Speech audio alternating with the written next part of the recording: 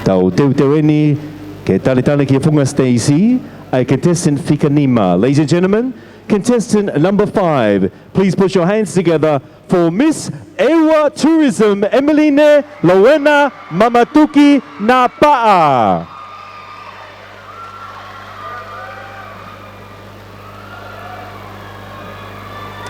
Emeline is 23 years of old, is proudly Tongan born at the New Aki Hospital in Angaha on the beautiful island of Ewa.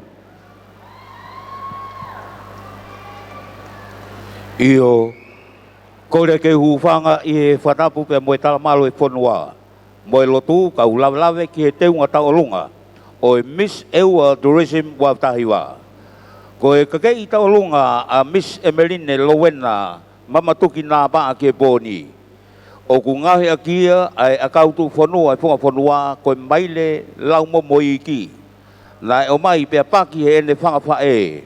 Mei he paa ke whanua Ewa. Ai o ku iloa ko Lokupo Rainforest National Park. Pia no o Mosani e he tōnga pene mātua e sia me api ko onua. Me he whunga whanua. Ko e konga ki mua hano te unga o ku haia aki ai whau na e tōtala me matatahi ko uwhilei.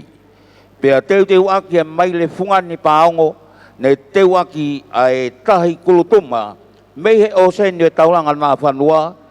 Ko no sisi whananiwi ki e kātoanga e tonga masani hei lala festival wa petahiwa. Ko e konga ki mui hano te unga o ku hai ki ai ai lolo kulutuma ne lanu pe unu I e matatahi ko lole venga. O laloni aki ai maile lau mata maui ui o whunga whanua. Ko no lolo niu tākai ne tunu ia mo whakahuni me api ko nasi ki monu. Pea tui whio whewhiohi pea moe ngahi ka kalamanongi o whunga whanua. I ewa o kauki ai pipi pea moe ahi tui moho koi pako sinamoni. Te vunga pea moe lolo pea whawhalau mai I he MV o ne mato ke u tau alunga mawhana aki I he whawhini mo e Miss Heilala Festival tō masani wau tahiwa. Ko hono teki ko e pito I Heilala Whautia ne tongi pea tuhia me he fuwha ko whia mea me he ngowe anga mo e kupenga ahina I he terea uta mo e hifo anga o noa I ohonua Ewa. Ko hono kahoa ko e nusi palataha ne tui pea tongi he ene whangawhae me whalahola pea mo e maile lau momo o e wao tā koula mo e siliva o e one mato pea mohono liku whakangalonga taa.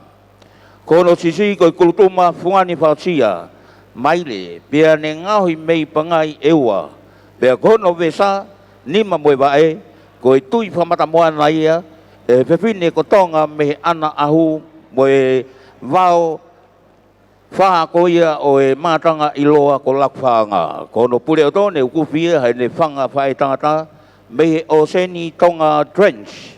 O lanu pia whangingila me ana ko tawake whai ana. Pe koe o iloa ko e Cathedral Cave. Whasi tau alunga sei o whawhine puna ke sione whatawhei hausia. Ko e kauta mea kalapu lo mai witi ia. Ai kalap te mata me lo mai witi. Ma loa pito mo e tua ofa e ki atu Miss Ewa Tourism. Go! Amura e kone e kahe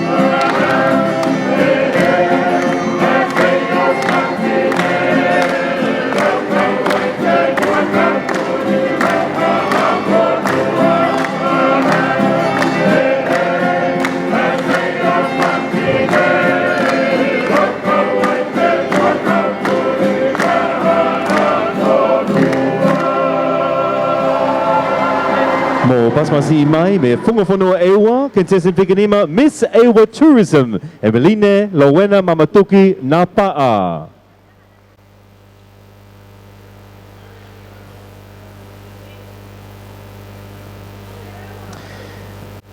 Emeline attended Leahana High School in 2015 for her diploma in tourism.